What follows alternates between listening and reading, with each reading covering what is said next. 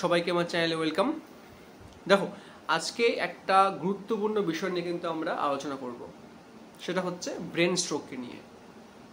এই brain stroke ব্যাপারটা কিন্তু আমাদের চারপাশে কিন্তু আমরা আমাদের পরিবারে বা ধরো আশেপাশে কিন্তু আমরা সচরাচর শুনে থাকি এই স্ট্রোককে নিয়ে।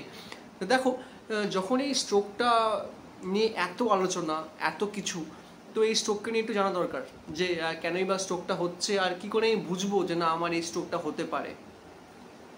ফার্স্ট অফ অল, যখন কারো ব্রেন স্ট্রোক হবে বা তার যদি ব্রেন স্ট্রোকের একটা একটা থাকে বডিতে কিছু, না ওর হয়তো ফিউচারে গিয়ে ব্রেন স্ট্রোক হতে পারে, তো সেটা আমি কি করে বুঝবো যে না হ্যাঁ ব্রেন স্ট্রোক হতে পারে আমার। অ্যাকচুয়ালি ধরো আমি কোথাও বসে আছি, হঠাৎ উঠতে গেলাম, তো সেই ওঠার সময় হট করে আমি ব্যালেন্স হারিয়ে ফেলছি। তো লস অফ ব্যালেন্স কিন্তু একটা আমাকে সিগন্যাল দিচ্ছে যে আমার স্ট্রোক হতে পারে।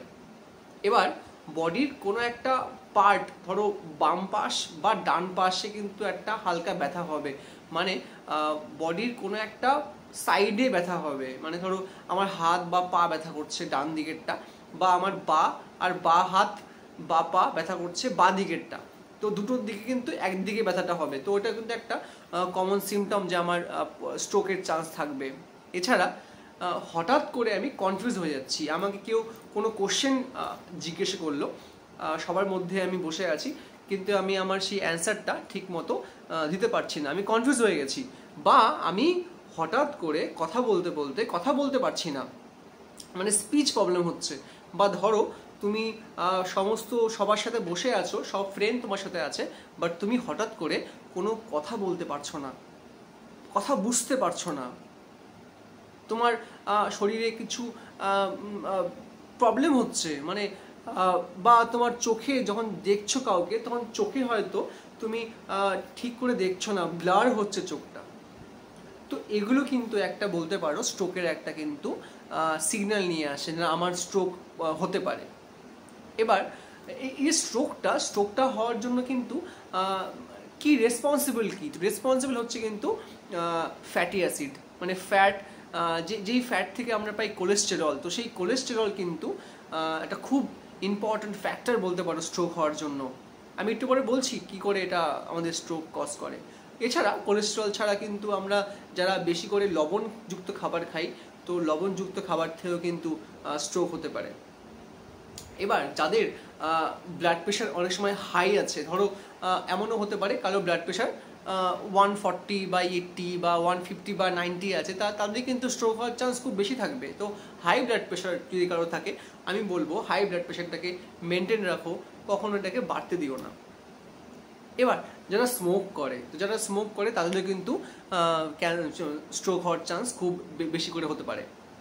তো এগুলো কিছু লক্ষণ, আর কিছু আমার বডির যা বডিকে আমি দিয়ে যাচ্ছি সিগন্যালটা, বডি তো সেরকম আমাকে ফল দিবে। তো আমি বডিকে যেরকম অ্যাপ্লাই করছি যেগুলো ফুড দিয়ে বা বাইরে থেকে আউটসোর্স দিয়ে, তো বডিও সেরকম আমাকে রেজাল্ট দিবে। এবার স্ট্রোক যখন হবে, স্ট্রোক কিন্তু দু রকমের হয়, একটা হয় ইসকেমিক স্ট্রোক আর একটা হয় হেমারেজিক স্ট্রোক। এবার দেখো, একটা একটা আর্টারি, ধমনী যাকে বলা হয়, ধমনী আর শিরা আমরা জানি, আর্টারি আর ভেন। তো মনে রাখবে আর্টারি দিয়ে কিন্তু সবসময় রক্ত অনেক স্পিডে যায়, অনেক অনেক স্পিডে মুভ করতে পারে। এবার যখন আর্টারি আমাদের হার্ট থেকে রক্তকে নিয়ে যাচ্ছে, তো রক্ত কিন্তু সমস্ত জায়গাতেই নিয়ে যায়, তো রক্তকে কিন্তু ও ব্রেনেও নিয়ে যায়। তো আমাদের ধমনী রক্ত ব্রেনেও নিয়ে যায়, হ্যাঁ। তো যখন ব্রেনে রক্ত নিয়ে যাচ্ছে, অলরেডি কিন্তু এখানে হাই প্রেশার নিয়ে যাচ্ছে, কারণ আমি এখনই বললাম ধমনীতে কিন্তু রক্ত অনেক স্পিডে যায়। কিন্তু কি হয়, এই আর্টারির মধ্যে কিন্তু জমে যায় কোলেস্টেরল। এই কোলেস্টেরল যখন জমে যায়, একটা প্রোটিনের সাথে যুক্ত হয়ে, কোলেস্টেরল যুক্ত হয়ে বানিয়ে দেয় প্লেক, আর এই প্লেকটা ওই আর্টারির মধ্যে জমে যায়। তো জমে গেলে কি হবে, অলরেডি কিন্তু আর্টারি এটা হাই প্রেশার নিয়ে আসছে, তো এই হাই প্রেশার যখন যায় তখন কিন্তু এই প্লেকগুলোকে ও ভেঙে দেয়, আর প্লেকগুলোতে ও ব্লকেজ হয়ে যায়, যার জন্য কিন্তু হঠাৎ করে আমাদের স্ট্রোক হতে পারে।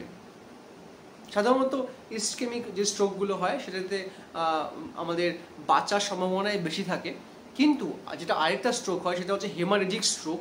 এখানে কিন্তু আর্টারির ওয়ালটাই ফেটে যাবে, আর্টারির ওয়ালটা ফেটে গিয়ে কিন্তু আমাদের ব্রেনের মধ্যে ক্লট সৃষ্টি হবে, আর তখন কিন্তু বাঁচার সম্ভাবনা অনেকটাই কম থাকে।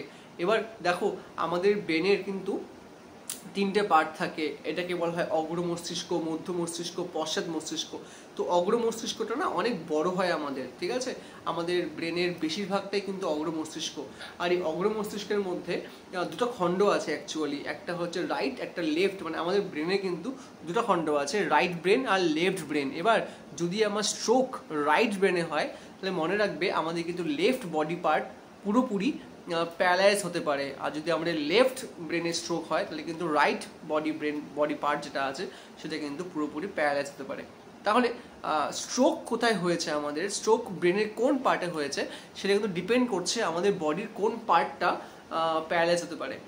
তো স্ট্রোক যদি আমার না হয়, স্ট্রোক থেকে যদি আমি বাঁচতে চাই, তো আমার অবশ্যই মাথায় রাখতে হবে আমি সারাদিন কি খাবার খাচ্ছি।